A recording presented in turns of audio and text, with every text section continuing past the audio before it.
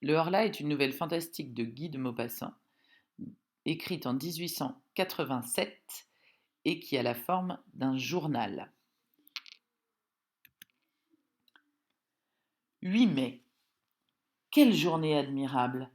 J'ai passé toute la matinée étendue sur l'herbe devant ma maison, sous l'énorme platane qui la couvre, l'abrite et l'ombrage tout entière.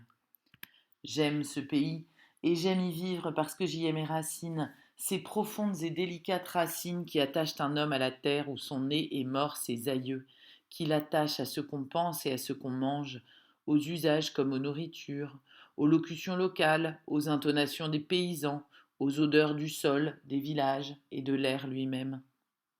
J'aime ma maison où j'ai grandi. De mes fenêtres, je vois la Seine qui coule le long de mon jardin derrière la route, presque chez moi, la grande et large Seine qui va de Rouen au Havre, couverte de bateaux qui passent.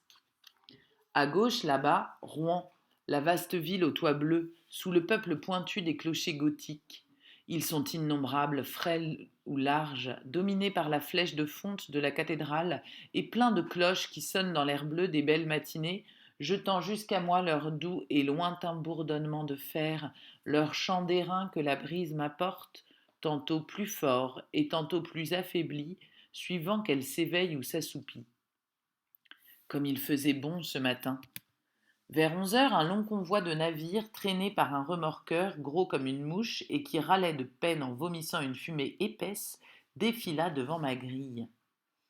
Après deux goélettes anglaises dont le pavillon rouge ondoyait sur le ciel, venait un superbe trois-mâts brésilien tout blanc, admirablement propre et luisant. Je le saluai, je ne sais pourquoi, tant ce navire me fit plaisir à voir. 12 mai. J'ai un peu de fièvre depuis quelques jours. Je me sens souffrant, ou plutôt je me sens triste. D'où viennent ces influences mystérieuses qui changent en découragement notre bonheur et notre confiance en détresse? On dirait que l'air invisible est plein d'inconnaissables puissances dont nous subissons les voisinages mystérieux. Je m'éveille plein de gaieté, avec des envies de chanter dans la gorge. Pourquoi? Je descends le long de l'eau et soudain, après une courte promenade, je rentre désolée comme si quelque malheur m'attendait chez moi. Pourquoi? Est-ce un frisson de froid qui, frôlant ma peau, a ébranlé mes nerfs et assombri mon âme? Est-ce la forme des nuages ou la couleur du jour, la couleur des choses, si variables, qui, passant par mes yeux, a troublé ma pensée? Sait-on?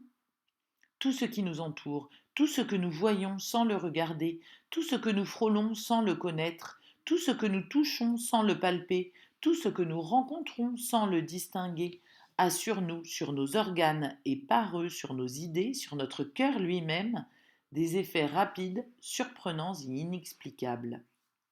Comme il est profond ce mystère de l'invisible, nous ne le pouvons sonder avec nos sens misérables, avec nos yeux qui ne savent apercevoir ni le trop petit, ni le trop grand, ni le trop près, ni le trop loin, ni les habitants d'une étoile, ni les habitants d'une goutte d'eau.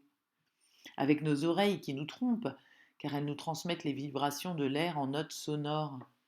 Elles sont des fées qui font ce miracle de changer en bruit ce mouvement et par cette métamorphose donnent naissance à la musique qui rend chantante l'agitation muette de la nature. Avec notre odorat, plus faible que celui du chien, avec notre goût qui peut à peine discerner l'âge d'un vin. Ah, si nous avions d'autres organes qui accompliraient en notre faveur d'autres miracles, que de choses nous pourrions découvrir encore autour de nous. 16 mai. Je suis malade, décidément.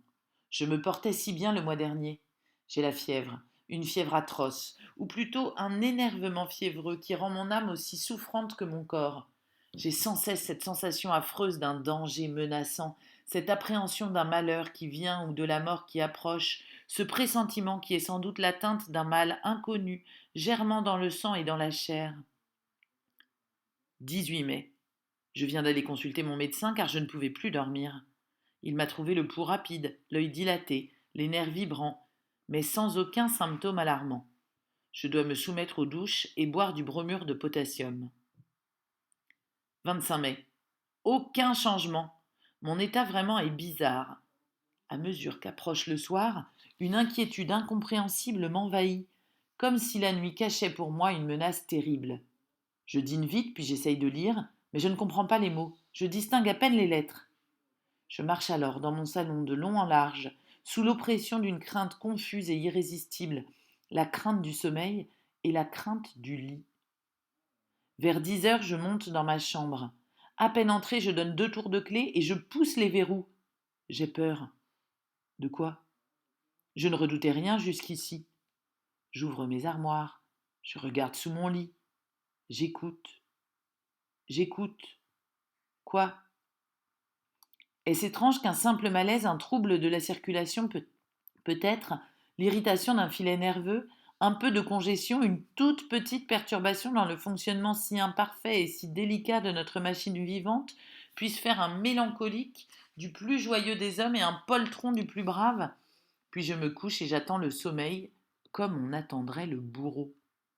Je l'attends, avec l'épouvante de sa venue, et mon cœur bat, et mes jambes frémissent, et tout mon corps tressaille dans la chaleur des draps, jusqu'au moment où je tombe tout à coup dans le repos comme on tomberait pour s'y noyer dans un gouffre d'eau stagnante.